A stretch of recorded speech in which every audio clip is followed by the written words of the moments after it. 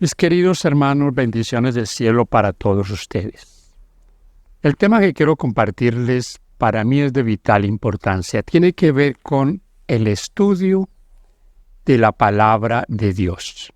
Pero la pregunta es, ¿en el futuro nos van a prohibir leer la Biblia, tener una Biblia?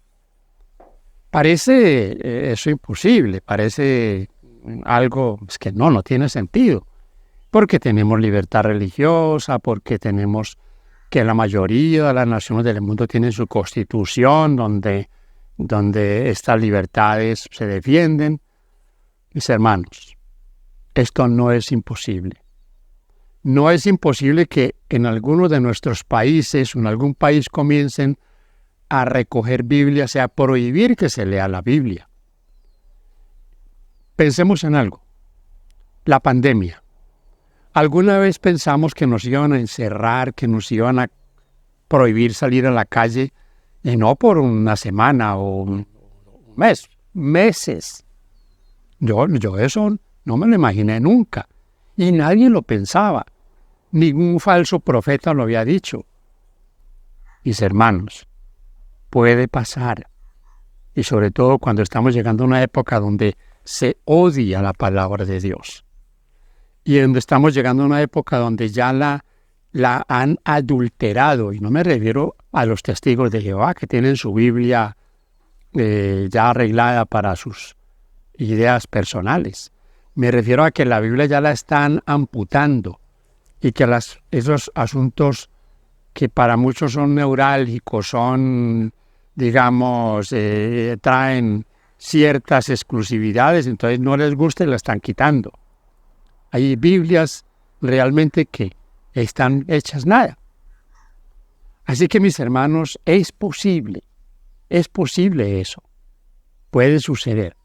Y creo que va a suceder. Aquí la reflexión tiene que ver con, ¿estoy yo aprovechando ahora el tiempo para pasar lo que está aquí a mi mente? ¿Qué pasará con usted y conmigo si eso nos llegara a suceder? ¿Qué pasará? ¿Qué llegará a pasar si por causa de nuestra fe nos llegasen a meter a la cárcel? ¿Podríamos darle un estudio bíblico a alguien sin Biblia, solo recordando los textos de memoria? Mis hermanos, lo que está aquí debe pasar de ser letra aquí a algo que yo lo tenga aquí. Las promesas de Dios. Que es que yo soy muy desmemoriado, que yo no memorizo nada. Hay un principio que es fundamental para memorizar y es repetir. Repetir. Si queremos memorizar solo con 2 leídas, no, repetir. Ese es un principio. Y hay otro principio que yo quiero compartirles a ustedes. Y tenemos 2 textos similares, pero quiero leerlos todos 2. Tengo Mateo capítulo 10, versículos 19 y 20. Aquí hay una promesa, pero esta promesa no es para el perezoso. Esta promesa no es para el negligente. Esta promesa no es para el que nunca ha estudiado, no ha leído la palabra de Dios, no ha luchado por memorizar los textos.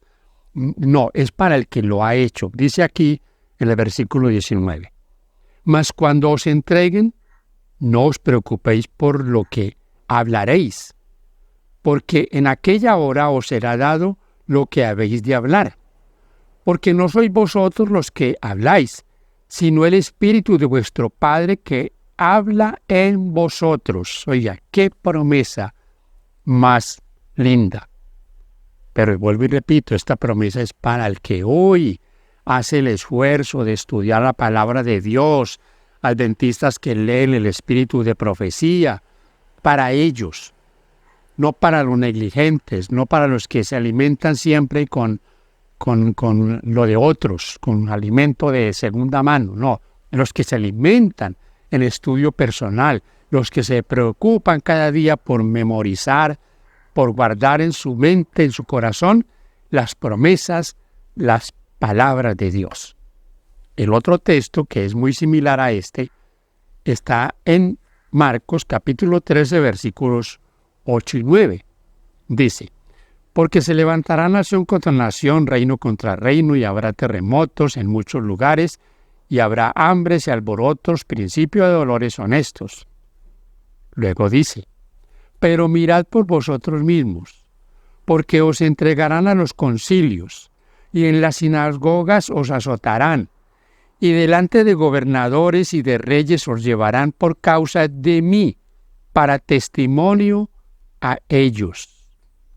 Es necesario que el Evangelio sea predicado antes a todas las naciones. Pero cuando os trajeren para entregaros, no os preocupéis por lo que habéis de decir, ni lo penséis, sino lo que os fuere dado en aquella hora, eso hablad. Porque no sois vosotros los que habláis, sino el Espíritu Santo. Recuerden, estos textos están en paralelo y tienen un contexto. Si usted lee Mateo, en su contexto habla de la persecución, habla de los problemas por causa de nuestra fe. Y aquí entonces habla de que serán llevados ante concilios, llevados a la cárcel. Vuelvo a insistir, tenemos conocimiento bíblico, sabemos dónde dice la Biblia. Porque muchas veces sabemos lo que la Biblia dice, pero no sabemos dónde dice. Y tal vez muchos ni siquiera saben que la Biblia dice. Han oído que otros dicen. Hay otro texto que quiero compartirles, Apocalipsis capítulo 1, versículo 3. Dice este texto: bienaventurado el que lee. Pero miren algo. Y los que oyen las palabras de esta profecía. Leen y oyen, porque podemos leer, pero no oír, no interiorizar lo que estamos leyendo. Qué bonito es cuando usted lee la palabra de Dios, pero no la lee por leerla. Cuando usted lee las parábolas de Jesús y como que se traslada ya cuando eso pasó. Cuando usted lee los escritos de los apóstoles, lo que los profetas nos han dicho y como que lo vivimos. Los que oyen, y sigue diciendo las palabras de esta profecía, y guardan las cosas en ella escritas porque el tiempo está cerca. ¿Sabe quién guarda, hermano querido? El que oye. Ese guarda, ese practica. Mateo capítulo 4 dice que el Señor respondió a Satanás con un escrito está. Escrito está, y decía el texto donde estaba escrito. En Lucas 24 usted lee del versículo 16 en adelante hasta el versículo 27 o 30, dice que Cristo Jesús dio a aquellos dos discípulos un estudio bíblico de lo que habían dicho de él Moisés, los salmos, los profetas. ¿Creen ustedes que el Señor conocía la palabra?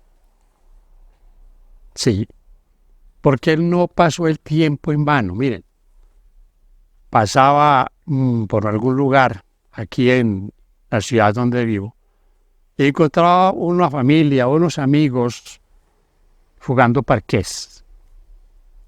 Y siempre, diariamente que pasaba por ahí a dar unos estudios bíblicos, ahí estaban jugando parqués.